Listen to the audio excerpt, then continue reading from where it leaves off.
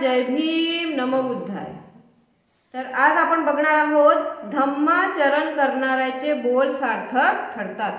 जो ही व्यक्ती धम्माचे आचरण करतो, ठीक आहे, धम्म ऐकणे आणि धम्माला आचरणामध्ये आणणे खूप जमीन आसमानचा फरक आहे।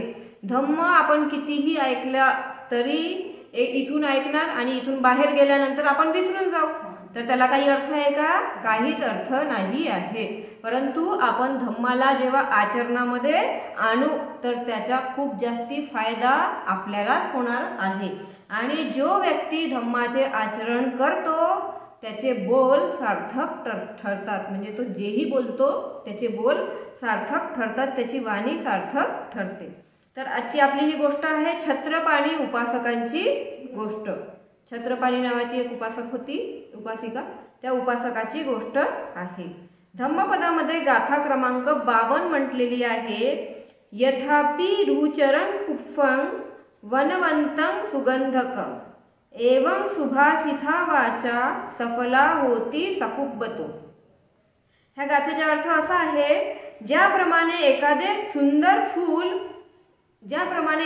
फूल सुंदर वर्णाचे, एखादा फूल आहे परंतु तो दिसायला खूप सुंदर आहे व शोभिवंत असेल आणि दिसता बरोबर आपल्याला असं वाटेल की खूप छान आहे आणि आपलं मन प्रसन्न करून टाकणार, आणि त्याचा सुवासही असेल आणि त्याचा सुगंधही येत असेल, त्या पुष्पाचा सुगंधही येत असेल, दिसायलाही सुंदर आणि त्याचा सुगंध सुद्धा येत असेल, तर ते सर्वांना आवडते।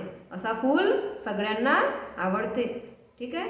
जसं गुलाबाचं फूल राहते आणि हा सदाफुली पण राहते। सदाफुलीचा सुगंध येते का? पण नाही, सुगंध नाही येत। असे पुष्कळ सारे फुलं आहेत, जास्वंद आहे नाही का, शेवंती आहे, मोगरा आहे। मोगरा दिसायला पण सुंदर दिसते आणि खूप सुगंध असते, तर असे फुल सगळ्यांनाच आवडतात, ठीक आहे। आणि ते सर्वांच्या उपयोगी सुद्धा पडतात, असे फुलं सर्वांच्या उपयोगी सुद्धा पडतात। त्याचप्रमाणे सुभाषित वाणी बोलणारी व्यक्ती पुष्पाप्रमाणेच, भगवान बुद्धांनी पुष्पाप्रमाणेच व्यक्तीच्या व्यक्तीची कंपॅरिझन केलेला आहे, तुलना केलेली आहे। त्याचप्रमाणे सुभाषित वाणी बोलणारी व्यक्ती त्याचप्रमाणे आचरण सुद्धा करीत असेल तर ती वाणी सफल होते। तिचे आचरण जरी असेल त्या व्यक्तीचं तसं, तर तिने बोललेली वाणी सफल होते आणि उपयोगी ठरते, असे भगवान बुद्ध सांगतात या गाथेचा अर्थ। जेतवन विहारात विहरत असताना भगवान बुद्धांनी वरील दोन्ही गाथा गृहस्थ उपासक छत्रपाणी, जेव्हा भगवान बुद्ध जेतवन विहारामध्ये विहरत होते तेव्हा त्यांनी ह्या दोन्ही गाथा गृहस्थ उपासक छत्रपाणी आणि कौशल नरेश प्रसेनजित राजाच्या 2 राण्यांना उद्देशून म्हटलेल्या आहेत। ह्या दोन्ही गाथा भगवान बुद्धांनी छत्रपाणी उपासक आणि कौशल नरेश प्रसेनजित राजाच्या 2 राण्या होत्या, 2 पत्न्या होत्या, त्यांना उद्देशून म्हटलेल्या आहेत। श्रावस्ती येथे छत्रपाणी नावाचा एक विद्वान व त्रिपिटकधारी गृहस्थ उपासक होता। श्रावस्तीमध्ये एक छत्रपाणी नावाचा उपासक होता, तो खूप विद्वान होता आणि त्रिपिटकधारी गृहस्थ, म्हणजे त्यांनी त्रिपिटक ग्रंथ वाचायचा आणि धम्म वाचायचा आणि आचरणामध्ये तो आणायचा। त्याला निर्वाणाची दुसरी अवस्था प्राप्त झाली होती। जो छत्रपाणी होता हा उपासक, याला निर्वाणाची दुसरी अवस्था म्हणजेच सकृतागामी। निर्वाणाच्या किती अवस्था असतात? 4 अवस्था असतात। पहिली आहे श्रोतापन्न, दुसरी सकृतागामी, तिसरी अनागामी आणि चौथी अरहंत, ठीक आहे। जो अरहंत झाला तो ह्या जगामध्ये ह्या मानव जन्माला येणारच नाही, ह्या दुःखाच्या भवचक्रामधून तो मुक्त होऊन जातो, दुःखामधून तो मुक्तच होतो। दुःख त्याला कधीही येत नाही, त्याच्या सगळ्या आसक्ती संपून जातात आणि त्याचा पुनर्जन्म कधीही होत नाही, ठीक आहे। तर छत्रपाणी जो होता त्याला निर्वाणाची दुसरी अवस्था सकृतागामी प्राप्त झाली होती, म्हणजे तो सकृतागामी होता। असे उपासक दिवसातून एकदा जेवण घेऊन पवित्र धम्म जीवन जगत असतात।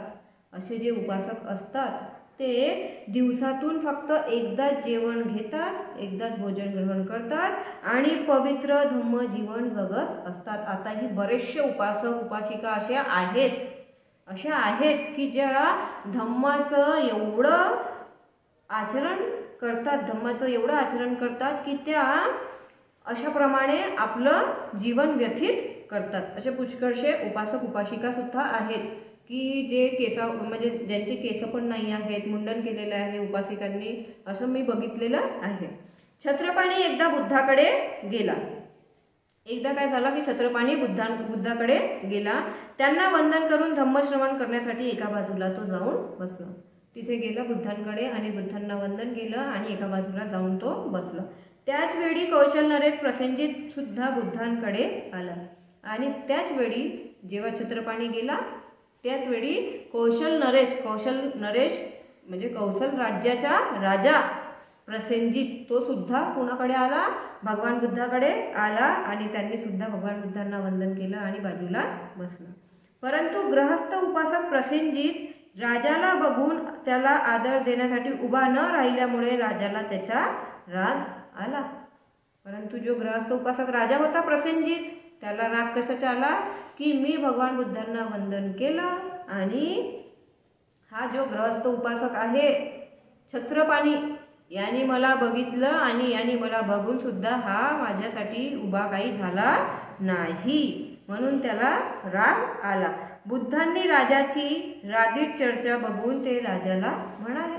बुद्धांनी बघून घेतलं की राजाला राग आलेला आहे. चेहऱ्यावरून समजून येते राग आला तर चेहरा विकृत होते, बरोबर आहे. चेहऱ्याचा रंगरूप चेंज होऊन जाते पूर्ण. तर बुद्धांनी त्याच्या रागीट चर्चा बघून ते राजाला म्हणाले, राजा छत्रपाणी उपासक हा हुशार व त्रिपिटकाचा ज्ञाता आहे. बुद्ध त्याला सांगतात की राजा छत्रपाणी जो आहे उपासक तो अतिशय हुशार, विद्वान आणि त्रिपिटकाचा ज्ञाता आहे. त्याला धम्म चांगला अवगत आहे. तो धम्माला खूप चांगला अवगत आहे. तो भरभराटीच्या वेळी तसेच अधोगतीच्याही वेळीही समाधानी असतो. त्याच्यावर सुख येव दुःख येव कुठलीही परिस्थिती येव तो नेहमी समाधानी असतो. बुद्धाकडून अशा तऱ्हेने त्या उपासकाची स्तुती ऐकून राजा प्रसेनजित त्याच्याबद्दलच्या अनावर झालेला राग शांत झाला. जेव्हा बुद्धांनी त्यांना सांगितलं तर राजाला छत्रपाणीबद्दल, तर तेव्हा त्याच्याबद्दल एवढं स्तुती ऐकून त्या राजाचा राग त्याच्याबद्दल छत्रपाणीबद्दल शांत झाला. एके दिवशी राजा प्रसेनजिताने न्याहारी आटोपून राजवाड्याच्या छतावर उभा होता. एके दिवशी प्रसेनजित राजा राजवाड्याच्या छतावर उभा होता. तेव्हा उपासक छत्रपाणीला राजवाड्याच्या आवारातून पायात चप्पल, जेव्हा तो उभा होता वरती छतावर राजा, तेव्हा त्यांनी बघितलं की उपासक छत्रपाणी राजवाड्याच्या आवारातून पायात चप्पल व हातात छत्री घेऊन जाताना त्यांनी बघितले. राजवाड्याच्या परिसरामधून तो छत्रपाणी पायामध्ये चप्पल आणि हातामध्ये छत्री घेऊन तो जात होता छत्रपाणी. आणि मग त्या प्रसेनजित राजाने त्या छत्रपाणीला बोलावून घेतले. छत्रपाणीने छत्री व चप्पल बाजूला ठेवून राजाला वंदन केले व एका बाजूला उभा राहिला. जेव्हा त्या छत्रपाणीला राजाने बोलवलं तर त्या छत्रपाणीने आपली चप्पल आणि छत्री एका बाजूला ठेवले आणि मग राजाला त्यांनी वंदन केले. त्यावर राजा त्याला म्हणाला, ग्रहस्था तुझी छत्री व चप्पल तू बाजूला का बरं ठेवलीस? तेव्हा राजा त्याला म्हणतो की ग्रहस्था उपासका तुझी छत्री आणि चप्पल बाजूला का बरं ठेवलीस? राजा मला वाटले एका राजाने मला बोलावले आहे. तर तो छत्रपाणी काय उत्तर देतो की राजा मला वाटले की एका राजाने मला बोलावले आहे, तेव्हा राजाचा मान ठेवणे हे माझे कर्तव्य आहे आणि राजाचा मान ठेवणे हा माझा कर्तव्य आहे. त्यावर राजा म्हणाला, तर आज तुला मी राजा वाटतोय आणि ज्यावेळी बुद्धांजवळ बसला होता त्यावेळी मी राजा नव्हतो काय? तो प्रसेनजित राजा त्याला म्हणतो की आज तू माझ्या महिलामध्ये आला तर तुला मी आज राजा वाटून राहिलो आणि ज्यावेळी बुद्धांजवळ जेव्हा तू बसला होता तेव्हा मी तुला राजा नाही वाटलो काय? त्यावेळी छत्रपाणी म्हणाला, महाराज आपण तेव्हाही राजा होता व आताही आपण राजाच आहात. छत्रपती त्यांना म्हणतो की तेव्हाही तुम्ही राजा होते आणि आताही तुम्ही राजाच आहात, परंतु मी बुद्धाजवळ बसलो असताना जर मी आपणास आदर देण्यासाठी उभा राहिलो असतो तर तो बुद्धांचा अपमान ठरला असता. तो छत्रपती त्या राजाला सांगतो की मी बुद्धाजवळ बसलो असताना जर मी आपणास आदर देण्यासाठी उभा राहिलो असतो तर बुद्धांचा अपमान ठरला असता आणि म्हणूनच त्यावेळी मी उभा न राहता बसून राहिलो आणि म्हणून जेव्हा तुम्ही आले होते तेव्हा मी उभा न राहता बसून राहिलो होतो. फार छान झाले गेले विसरून जा. मग तो राजा त्याला म्हणतो खूप छान झाले गेले ते विसरून जा. राजा म्हणाला आणि पुढे बोलला मी असं ऐकलं आहे की तू फार विद्वान व त्रिपिटकधारी आहेस. राजा त्याला म्हणतो प्रसेनजित राजा छत्रपतीला की मी असं ऐकलेलं आहे की तू फार विद्वान आणि त्रिपिटकधारी आहेस. तुला वर्तमान व भविष्य काळाचेही योग्य ती जाण आहे. राजा त्याला म्हणतो तुला वर्तमान काळ आणि भविष्य काळाची सुद्धा योग्य जाण आहे, तेव्हा तू आमच्या जनानखाड्यातील स्त्रियांना धम्म शिकवावे अशी माझी इच्छा आहे. आणि तू एवढा ज्ञानी विद्वान आहेस, त्रिपिटकधारी आहेस, तर माझी अशी इच्छा आहे की आमच्या जनानखान्यामधले जेवढेही स्त्रिया आहेत तू त्यांना धम्म शिकवावे. त्यावर छत्रपतीने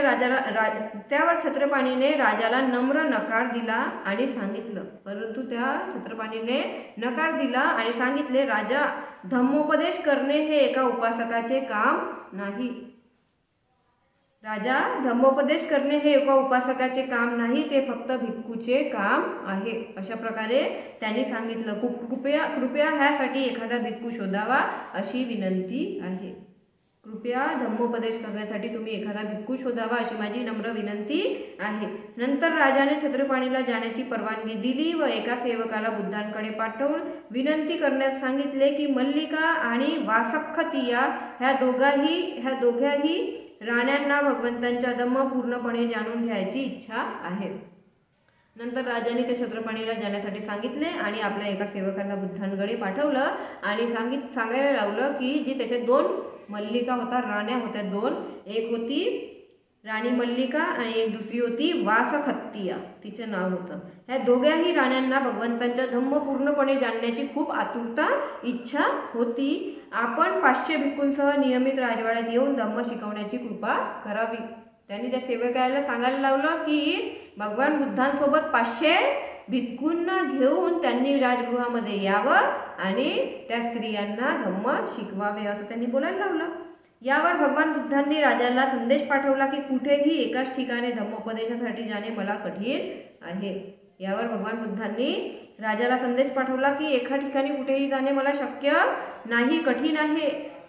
मात्र यासाठी त्यांनी भंते आनंदाची नियुक्ती केली. परंतु त्यांनी भंते आनंदला तिथे पाठवायची नियुक्ती केली. त्याप्रमाणे भंते आनंद नियमित राजवाड्यात जाऊन दोघ्याही राण्यांना भगवंतांचा धम्म शिकवू लागला. आणि मग भंते आनंद राजवाड्यामध्ये जाऊन दोघ्याही राण्यांना भगवंतांचा धम्म शिकवू लागला. त्या दोघींपैकी मल्लिका राणी मन लावून शिकवून प्रामाणिकपणे पठण करू लागली. त्या दोघ्या होत्या राण्या.